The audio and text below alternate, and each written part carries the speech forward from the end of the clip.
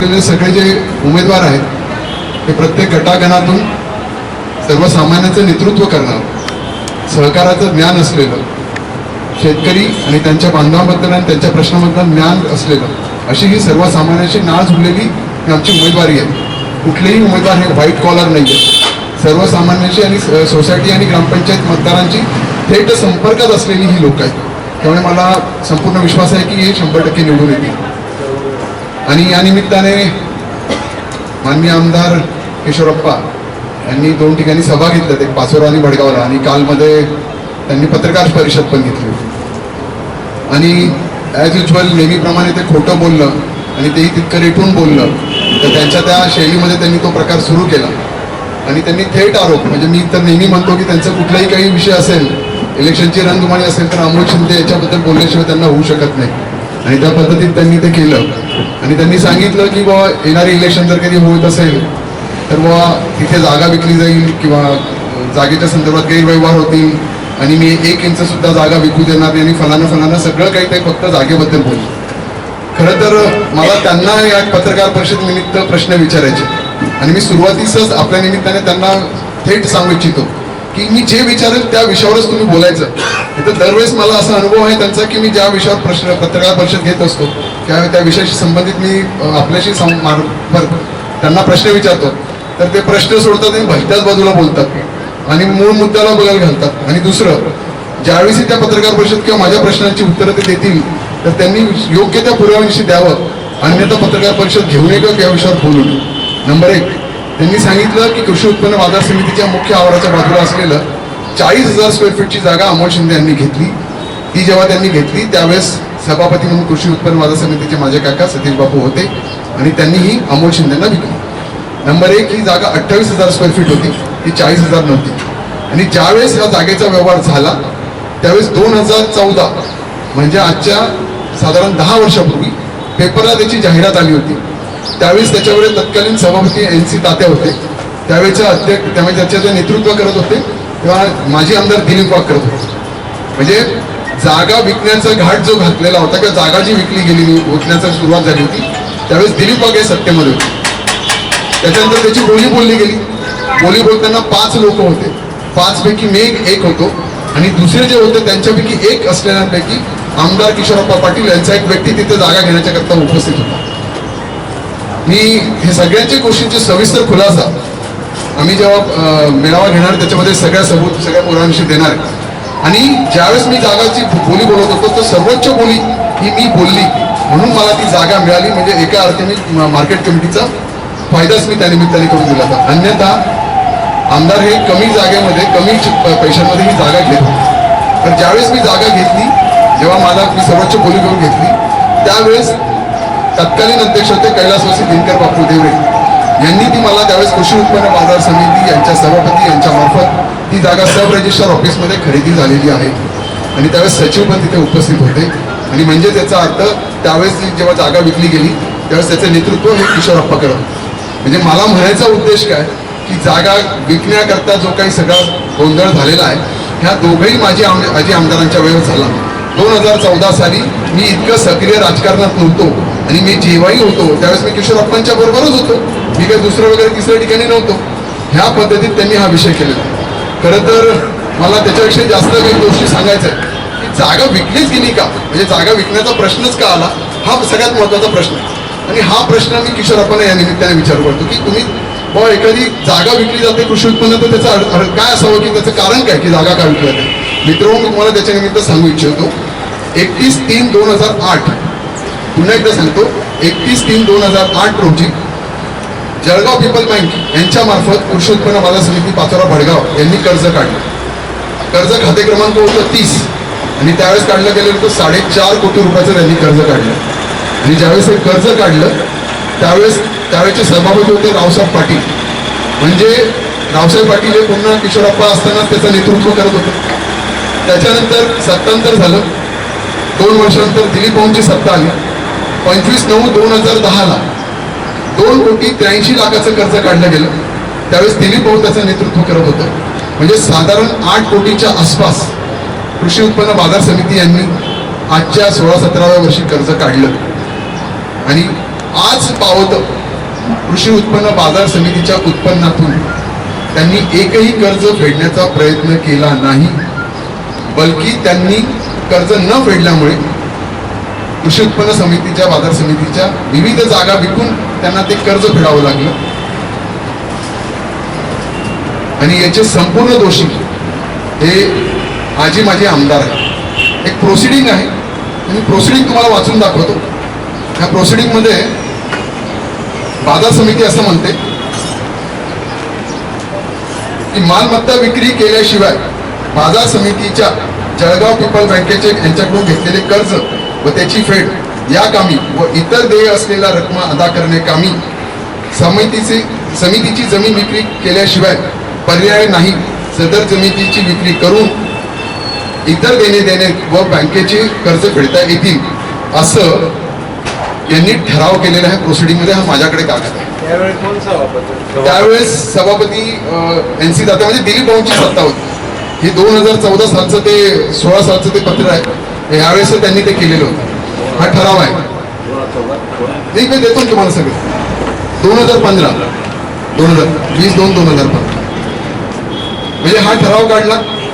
त्यानुसार नंतर पेपरमध्ये जाहिरात देण्यात आली. सूचक अनुमोदक कोण आहे एवढं सगळं काही आहे. त्यांच्या काळात गेले सभापती ठेवतो ना. सूचक अनुमोदक कोणाचेही लिहिले जातात नंतर. अमोल भाऊ, ठराव कोणाचे कोणी त्याला सभा संचालक कोण होते, कोणी विरोध केला आणि कोणी पाठिंबा दिला ते सांगतो ना की यावेळेस म्हणजे एवढं आपण बारीक केलं तर नाही होणार, पण ह्या ठरावाला सगळ्या संचालकांनी संमती दिली होती त्यावेळेस सगळ्या ह्या ठरावाला. त्याच्यानुसार मग जागेची विक्री करण्याकरता पेपरमध्ये ऍड आली आणि ही पेपरमध्ये ऍड आल्यानंतर त्या जागेची विक्री झाली, लिलाव झाला आणि त्या पद्धतीत विक्री झाली. सगळ्या 2-3 पेपरला होती त्याची जाहिरात.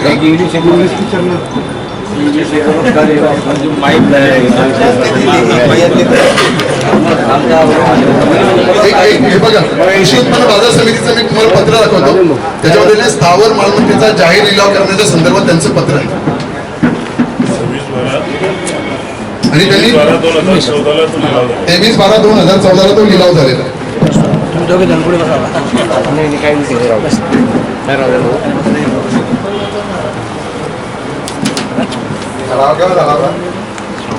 ठराव 2014च्या आसपास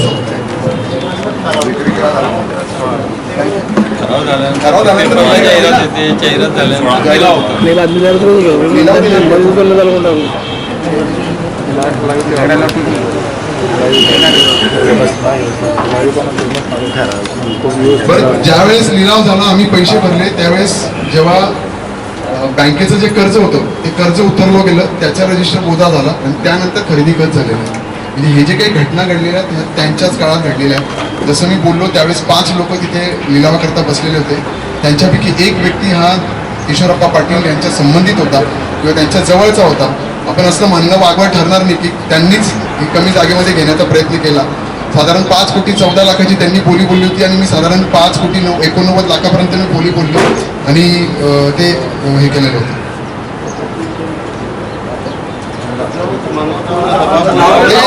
ते सगळं आम्ही जेव्हा हे घेणार आणि हे बघा पेपरमध्ये नोटीस आलेली आहे, जाहीर लिलाव आलेला आहे. लोकमत असेल माझ्यावर की नाही मराठीमध्ये आहे. नाही सांगतो हे त्यांनी तो म्हणजे आता एक सगळ्यात महत्त्वाचा विषय असा आहे की ह्या जागेचा जो माझ्याकडनं घेतला गेलेला होता त्या जागेच्या बद्दल तुम्हाला सगळा विषय क्लिअर झालेला आहे की हा जळगाव पीपल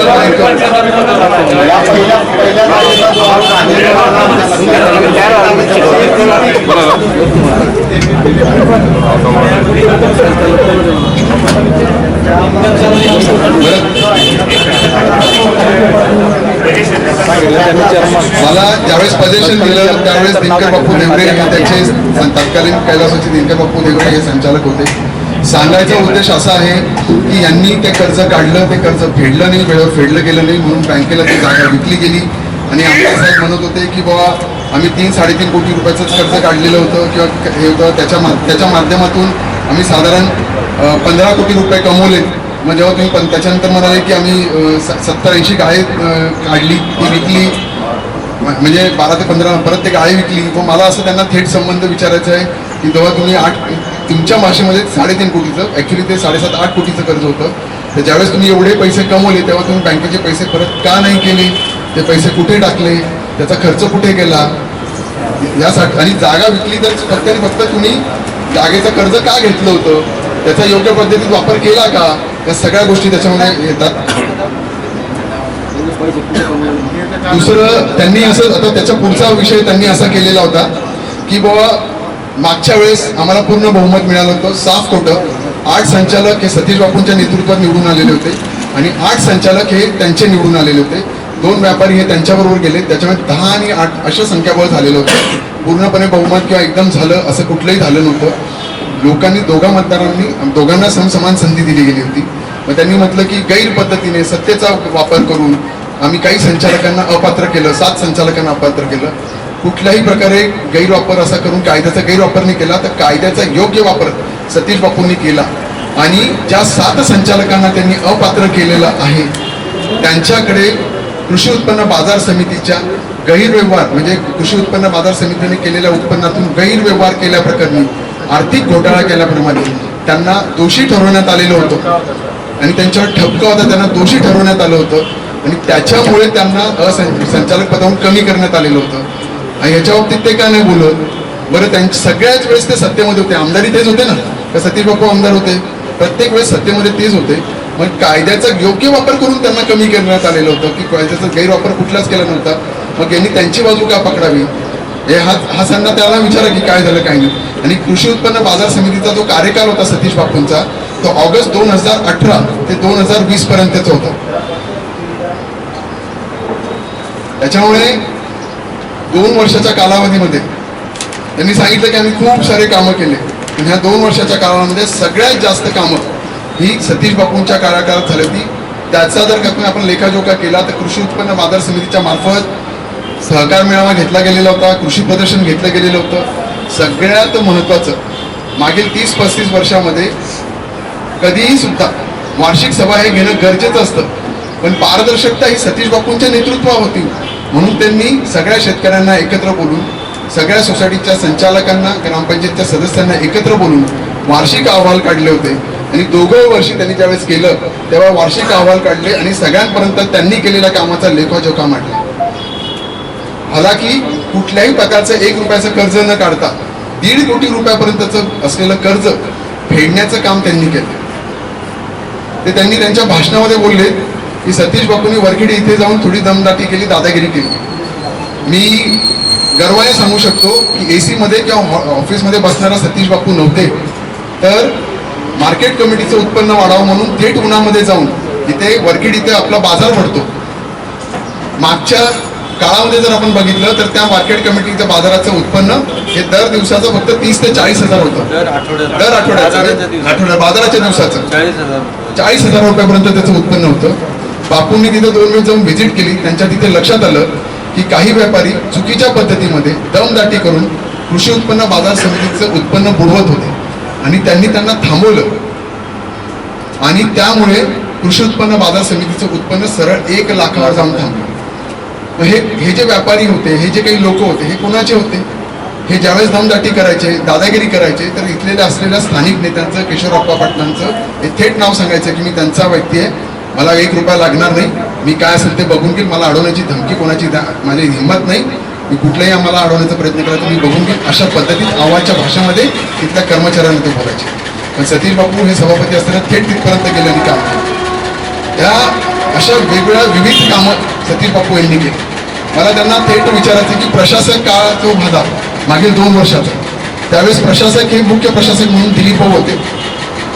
मुख्य प्रशासक म्हणून नेमताना किशोरप्पांनी त्यांच्या लेटर हेडवर, मी परत एकदा रिपीट करतो, मुख्य प्रशासक म्हणून किशोरप्पा, माननीय आमदार किशोरप्पा पाटील यांनी त्यांच्या लेटर हेडवर शिफारस केली होती आणि त्यांच्या शिफारसीनुसार दिलीप वाघ हे मुख्य प्रशासक म्हणून इथे निवडून तिथे त्यांची नेमणूक झाली.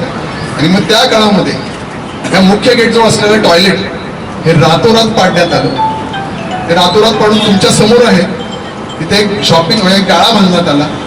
खालचा गाळा आणि वरचा गाळा मिळून जवळजवळ कोटींमध्ये व्यवहार झाला.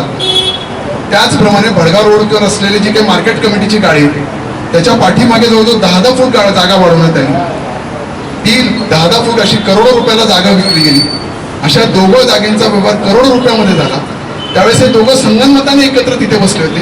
1 इंच जागा विकणार नाही, 1 इंच जागा देऊ देणार नाही असं आप्पासाहेब बोलतात. मग त्यावेळेस ते कुठे गेले होते? त्यावेळेस ते कुठे होते? मग याचा अर्थ असा होतो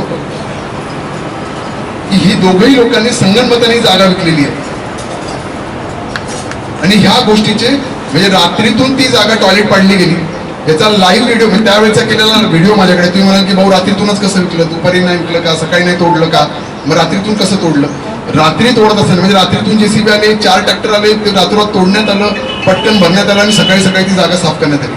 इतकंच नव्हे तर मुख्य प्रवेशद्वार सुद्धा तोडून तिथे गाळा बांधण्याचे त्यांचे घाट होते. ते तोडण्याचाही त्यांचा प्रयत्न झाला होता. पण ते गेट पडून जाऊन काहीतरी होईल किंवा तिथे तुमच्यासारख्या काही चांगल्या पत्रकारांनी जाऊन फोटो काढलेत त्यामुळे तो विषय थांबला आणि त्या पद्धतीत झाला. म्हणजे अशा पद्धतीमध्ये ह्या बाबतीत काही बोलत नाही का? दुसरं मला थेट त्यांच्यावर आरोप आहे की अशीच जागा शेतकी संघाची आज विकली गेलेली आहे की विकली घातली जाते. या त्यांच्याच दोघांच्या काळामध्ये विकली जाते. या शेतकी संघाच्या जागेबद्दल ते काय नाही बोलत आहे. भडगाव इथे असलेली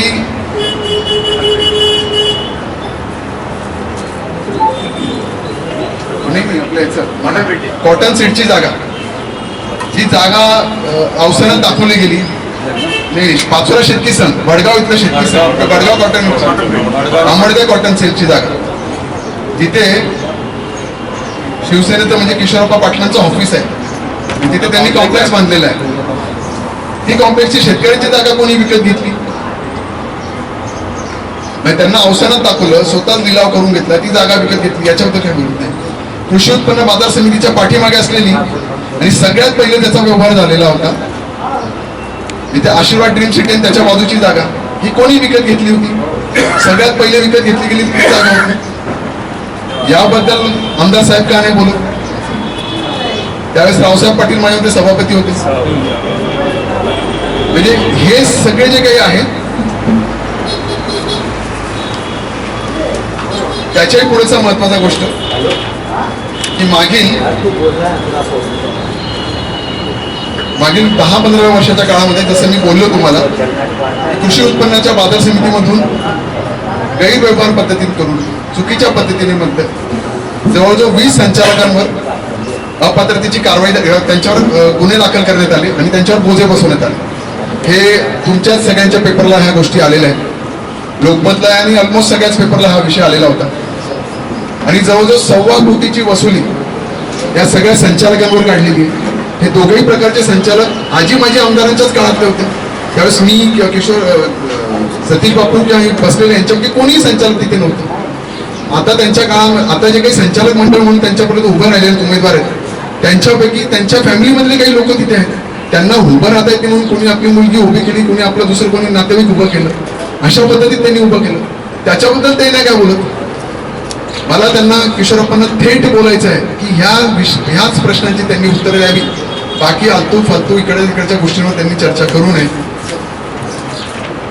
आता दुसरं महत्वाचं, त्यांनी पाचोरा कृषी उत्पन्न बाजार समितीची मागची म्हणजे फळ विक्रेते आणि भाजी विक्रेते होती त्याबद्दल त्यांनी विषय काढला की जवळजवळ 1.5 एकरची जागा ही विकली जाते आणि त्याच्याबद्दलचं काय. त्यांनी असं म्हटलं की अमोल शिंदे ही जागा घेत आहेत. मला त्यांना थेट सांगायचंय की त्यांनी कुठल्याही कागद आणि पुराव्यानिशी जर प्रूव्ह करून दिलं की अमोल शिंदेनी ती जागा घेतली आहे तर मी ते म्हणेल ती गोष्ट त्यांना करायला तयार आहे. पण त्यांनी पुराव्यानिशी पूर्ण करून दाखवा की अमोल शिंदेनी ती जागा घेतली नाही. हालाकी ती जी जागा होती ती जागा विकली जाऊ नये याकरिता सतीश बापू शिंदे यांनी पत्रकार परिषद घेतली होती आणि तेव्हा त्याचं प्रेस कॉन्फरन्स याच्यामधलं मी ह्यावेळेस विरोधात मध्ये सतीश बापू होते आणि या प्रेस कॉन्फरन्स मध्ये सतीश बापू असं म्हणतात की भाजीपाला लिलावाच्या 1.5 एकर जागेच्या मालमत्तेच्या किमतीत विक्री करण्याचा घाट सत्ताधारी शिवसेनेने घेतलेला आहे. संगनमताने जागेचे अत्यंत कमी मूल्यांकन दाखवून त्यांची विक्री करण्याचा प्रयत्न सत्ताधारी शिवसेनेच्या पदाधिकाऱ्यांनी सुरू केलेला आहे. या जागा विक्रीला भाजपच्या सर्व संचालकांचा तीव्र विरोध आहे. हे त्यांनी घेतलेली पत्रकार परिषद. ही तारीख आहे 20 जानेवारी 2018. त्यामध्ये तुम्ही त्यांची सतीश बापूंची बाईट घेतलेली आहे. पाचोरा भडगाव बाजार समितीच्या जागा विक्रीच्या सत्ताधाऱ्यांच्या प्रयत्नांना यशस्वी होऊ देणार नाही. शेतकऱ्यांच्या हितासंबंधी ही जागा आहे. या संदर्भात न्यायालयात जाऊन प्रसंगी आंदोलन पण करू असं सतीश बापू म्हटले होते. आणि ही जागेची किंमत वाढवण्यात यावी याकरता सतीश बापूंनी हा प्रेस कॉन्फरन्स घेतला. त्यानंतर त्याच वेळेस सतीश बापू यांनी त्यावेळेचे तत्कालीन महसूल मंत्री आणि पालकमंत्री जळगावचे चंद्रकांत दादा पाटील यांना 18/1/2018 रोजी हे पत्र दिलं होतं. ह्या पत्राचा विषय होता की पाचोरा कृषी उत्पन्न बाजार समितीची जागा ही मिळकतीची विक्री थांबवण्याबाबत. ही जी जागा होती ती थांबवण्याच्या बाबतीत सतीश बापू यांनी सगळ्यांना याचं पत्र म्हटलं होतं. आणि त्यानुसार नंतर सतीश बापूंच्या ताब्यामध्ये नेतृत्वामध्ये सभापती ते झालेत आणि ते सभापती झाल्यानंतर पुन्हा एकदा DDR पर्यंत ते गेलेत की ह्या जागेची किंमत खूप अत्यंत कमी केलेली आहे, ही जागेची किंमत जास्त असली पाहिजे. याबाबत त्यांनी कायदेशीर म्हणून DDR पर्यंत गेले आणि पूर्णपणे त्यांनी याचा पाठपुरावा केला. आणि आता थोडक्यामध्ये मी त्याचं एक तुम्हाला वाचून दाखवतो की DDRने त्याच्याबद्दल काय म्हटलेलं आहे. कृषी उत्पन्न बाजार समितीचे सभापती श्री सतीश बापू शिंदे यांनी 10/5/2019 रोजी दिलेल्या लेखी कथनानुसार सदर बाजार समितीची ही शेतकऱ्यांची असून बँकेने मूल्यांकन हे अल्प केलेले आहेत. त्यामुळे बाजार समितीचे 6/5/2019 रोजी दाखल केलेल्या मूल्यांकन अहवालानुसार प्रस्तावित जागेची मालमत्तेची रक्कम ही 9,39,812 रुपये रकमेस अपसेट प्राइस म्हणून मंजुरी करण्यास विनंती केली आहे. हे सतीश बापूंनी दिलेलं पत्र होतं, लेखी हे केलेलं होतं. त्यानुसार जो आदेश प्राप्त झालेला आहे त्यानुसार कृषी उत्पन्न बाजार समिती यांनी दिलेलं जे मूल्यांकन होतं त्या अर्थी बँकेने सुनावणी करण्यादरम्यान कोणतीही अद्ययावत मूल्यांकन सादर केलेले नसल्यामुळे मौजे पाचोरा तालुका पाचोरा येथील जुना सिटी सर्वे नंबर 3161 क्षेत्र 5904 चौरस मीटर मालमत्तेची रक्कम ही 9 कोटी रुपये या वाजवी जाहीर लिलावाने विक्री करण्यास खालील अटी शर्ती राहून मान्यता देत येणार आहे. म्हणजे हे जे काही केलंय ना ते म्हणाले की 9 कोटी आम्ही केलं, हे फक्त आणि फक्त सतीश बापूंनी केलं.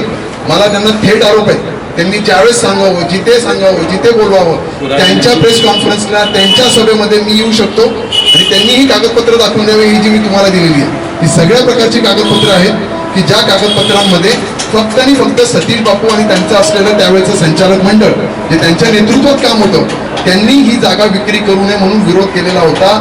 अन्यथा किशोरप्पा यांनी बिलकुल विरोध केला गेलेला नव्हता. आणि तीही जागा विक्री होत असेल, झाली असेल किंवा करण्यात झालं असेल तर ते फक्त त्यांच्या झालेल्या चुकीच्या निर्णयामुळे येणाऱ्या नंतर कुठलेही संचालक मंडळ निवडून येईल का कोणी येईल तर आल्याला पहिले त्याला खड्ड्यात पडायचे मित्र. त्या कर्जाचा झालेला खड्डा आहे ना तो त्याच्यात पडायचे, तो पहिले खड्डा बुजवायचा नंतर कामकाजाला सुरुवात करायची. आजही त्याचं जवळजवळ 6 कोटीच्या आसपास खर्च बाकी आहे. ते भाषणामध्ये म्हणाले की मी एक फोन लावला तर 5 कोटी रुपये शासनाचे जातील. अहो तुम्हाला 9 वर्ष झाली, तुम्ही आमदार आहेत, अजूनपर्यंत तुम्ही फोन लावला नाही, तुम्ही सहकारमध्येच आहे. मग आता आणि भाषण करून सुद्धा तुम्हाला 15 दिवस झाले, तुम्ही जपान दौरा करून आले. मला वाटलं त्याची सत्तेची आणि मस्ती तुम्हाला धुंदी अजून उतरलेली दिसत नाही. काल पण पत्रकार परिषद तुम्ही घेतली आणि अव्वाच्या शब्दात दुसऱ्यांना कुठलाही सबूत न घेता, कुठलाही पुरावा न घेता चुकीच्या पद्धतीत बोलले. 10 वर्षापूर्वी आरोपदाते होते. ऍक्च्युली 10 आरोपदात्यांची सत्ता किंवा आरोपदाते जेव्हा आमदार होते ते जवळजवळ 2 म्हणजे इथून 14 म्हणजे ते 9 वर्ष, त्याच्यानंतर दिलीप भाऊंचे 5 वर्ष, असे तर 14 वर्ष होऊन जातात. त्याच्यापूर्वी 5 वर्ष म्हणजे जवळजवळ 19 वर्षापूर्वी आरोपदाते साहेब होते. आणि खरंच त्यांच्यावेळेस कैलासवासी आरोपदाते साहेब असताना त्यांना धाक होता, त्यांचा तुम्हाला सगळ्यांना धाक होता म्हणून नीट तुम्ही काम करत होते, सुतासारखं तुम्हाला वागवत होते. पण आरोपदाते साहेबांना तुम्ही गद्दारी केली, त्यांच्यापासून बाजूला झाले, शिवसेनेची गद्दारी केली. गद्दारीचा ठपका आमच्यापैकी कोणाला नाही लागला, तुम्हाला लागला. खोके हे तुम्हाला बोलवलं जातं, आम्हाला बोलवलं जात नाही. तुम्ही आयुष्यातून संपून जाल, सगळं होऊन जाल, पण तुम्ही जरी गेला तरी तुमच्यावर असलेला गद्दाराचा टॅग, खोक्यांचा टॅग हा कधीच विसरला जाणार नाही. अमोल शिंदेवर अजून एक छोटं सुद्धा नाही, एकदम स्वच्छ कपड्याचा अजूनही अमोल शिंदे आहेत. त्याच्यावर तुम्ही बोलायचं तुम्हाला नैतिकता कुठल्याही प्रकारे नाही. मी खूप सारे विषय आहेत, खूप साऱ्या विषयांना हात घालणार आहे. त्याच्यामुळे मी पुन्हा एकदा तुमच्या मार्फत त्यांना आव्हान करतो की त्यांनी जे काही आरोप केलेत ते सगळे आरोप त्यांनी स्पष्ट करावेत, पुराव्यासह यावेत. पण मी जे काही आरोप त्यांना केलेत आणि मी तुम्हाला प्रत्येक गोष्टीचा पुरावा तुम्हाला इथे दिलेला आहे, त्या पुराव्याला त्यांनी खंडन करून दाखवा किंवा सांगावं. त्यांनी केलेल्या कुठल्याही पत्रकार परिषदेला, त्यांनी केलेल्या कुठल्याला व्यासपीठावर मी यायला तयार आहे. मी 14 तारखेला कृषी उत्पन्न बाजार समितीच्या 24 तारखेला कृषी उत्पन्न बाजार समितीच्या इलेक्शनच्या निमित्ताने एक जाहीर सभा घेत आहे. शेतकऱ्याचा विजय आनंद उत्सव म्हणून आम्ही मेळावा घेत आहे आणि ह्या मेळाव्याला मी आपल्यालाही आमंत्रित करतो. आपल्या माध्यमातून सर्व सोसायटीचे डायरेक्टर, सगळे ग्रामपंचायतचे सदस्य, सर्व सन्माननीय शेतकरी बंधू यांना आमंत्रित करतो आणि आपल्याला आमंत्रित करतो. ह्या मेळाव्यामध्ये मी पुन्हा एकदा बरेच गोष्टींचा पर्दाफाश या आमदारांचा करणार आहे, अजून मोठ्या पुराव्यानिशी करणार आहे, खूप साऱ्या गोष्टींनी मांडणार आहे. खरं तर त्यांना खूप सारा असा शेतकऱ्यांचा कळवळा येतो. मला त्यांना 2-4 गोष्टीच विचारायच्या त्या सभेमध्ये. शेतकऱ्यांबद्दल त्यांनी केलेल्या प्रश्नांबद्दल त्यांना विचारायचं आहे आणि त्या प्रश्नांची उत्तर त्यांनी द्यावीत असं मला या निमित्ताने तुम्हाला सांगायचं आहे. पुन्हा एकदा मी माननीय आमदार साहेबांना सांगतो, आमदार साहेब तुम्ही थेट प्रश्नांची उत्तरं द्या, त्याला बगल देण्याचा प्रयत्न करू नका. नाहीतर तुमची स्मरणशक्ती कमी झालेली आहे, मला कालच्या ह्याच्यातून लक्षात येऊन गेलं. आणि सत्तेची धुंदी थोडीशी कमी करा. मी तुम्हाला आता तुमच्या निमित्ताने काही गोष्टी सांगून देतो की पाचोरा, तुम्हाला सगळ्यांना ज्ञात आहे की पाचोऱ्यामध्ये जे काही आरक्षित भूखंड आहेत ते कोणी घेतले, त्यांच्या खरेद्या, त्याच्या पुढे जाऊन सांगतो त्यांच्या झालेल्या सौदा पावत्या त्या कोणाकोणाच्या नावाने झाल्या. आमदार साहेब हे सुद्धा माझ्याकडे आहेत, हे सुद्धा मी कालच्या तिथे प्रेस कॉन्फरन्समध्ये म्हणजे मेळाव्यामध्ये मांडणार आहे. तुम्ही ज्या काही जागा विकल्यात, ज्या काही जागा घेतल्या, तेही तुमच्यासमोर सगळ्यांसमोर मी मांडणार आहे. तुम्ही रेडी राहा, सगळ्या गोष्टींना तत्पर राहा, तुम्हाला त्याची उत्तरं द्यायची आहेत. मी सगळ्या सबुतीनुसार, सगळ्या पुरावानिशी तुमच्यापर्यंत येतो आहे. मी व्हिडिओज मोठी स्क्रीन लावणार आहे, सगळ्या शेतकऱ्यांना त्या गोष्टी दाखवणार आहेत आणि प्रत्येकाच्या हातामध्ये हे सगळे कागदपत्र मी देणार आहे. दूध का दूध आणि पाणी का पाणी मी या निमित्ताने करणार आहे. फक्त खोटं बोलायचं आणि खोटं बोलून काम करायचं अशा पद्धतीत ते करतायत. आणि दुसरी आणि सगळ्यात शेवटची विषय, त्यांनी सांगताना सांगितलं की भारतीय जनता पार्टी ही त्यांच्या सोबत आहे. खरं तर तिघही मंडळ अध्यक्ष आम्ही तुमच्या समोर बसलेलो आहे. भारतीय जनता पार्टी ही संघटनेच्या व्यवस्थेवर चालत असते आणि तालुका लेवलला सगळे निर्णय करण्याचा अधिकार हा तालुका अध्यक्षांना असतो, हे तुम्हाला सर्वांना ज्ञात आहे. त्याच्यामुळे ही कार्यकर्त्यांची किंवा सगळ्यांची इलेक्शन्स असल्यामुळे आम्ही तिघं मंडळ अध्यक्षांनी घेतलेला निर्णय होता की भारतीय जनता पार्टी आणि समविचारी पक्ष एकत्र मिळून ही इलेक्शन लढवली जाईल आणि त्या पद्धतीत आम्ही ही इलेक्शन लढवत आहोत. खरं तर याच्या अगोदर कधीही सुद्धा म्हणजे ज्यावेळेस जिल्ह्यामध्ये युती होऊन जात होती, जिल्ह्यामध्ये भारतीय जनता पार्टी आणि शिवसेना एकत्र येत होती, पण त्यावेळेस कधीही किशोरप्पांनी भारतीय जनता पार्टीला एकत्र घेतलं नव्हतं. सगळ्या ठिकाणी युती व्हायची, म्हणजे ग्रामपंचायत म्हणजे नगरपालिकेला व्हायची, जिल्हा परिषदला व्हायची, सगळ्या ठिकाणी युती व्हायची, पण कधीच घेतलं नाही. पण आता त्यांच्या पायाखालची वाळू सरकली आहे, ते निवडूनच येऊ शकत नाही. हे मी नाही, हा सर्व मतदार आणि सर्वसामान्य शेतकरी म्हणतो. त्यांचं जे पॅनल आहे हे 3 नंबरला राहील. मी ठामपणे सांगतो, निवडून येण्याची भाषा तर दूरचीच झाली, पण ते पॅनल 3 नंबरला राहील. व्हाईट कॉलरचे लोक आहेत, त्याच्यातले अर्ध्यापेक्षा जास्त लोक कुठल्या संचालक कृषी विकास सोसायटीवर साधे संचालक सुद्धा नाहीत. त्यांना सुरुवात शून्यापासून करायची आहे. त्याच्यामुळे मला ठाम विश्वास आहे की सर्व मतदार, विकास सोसायटीचे सर्व डायरेक्टर, कृषी उत्पन्न बाजार समितीच्या आणि ग्रामपंचायतचे सर्व सदस्य हे शेतकरी सहकार पॅनलबद्दल राहतील आणि भरघोस मतांनी आम्हा सर्वांना निवडून येतील. आमची निशाणी ही शिट्टी आहे आणि आम्ही विरोधकांची शिट्टी वाजवल्याशिवाय राहणार नाही. या निमित्ताने आपल्याला सांगू इच्छितो. धन्यवाद.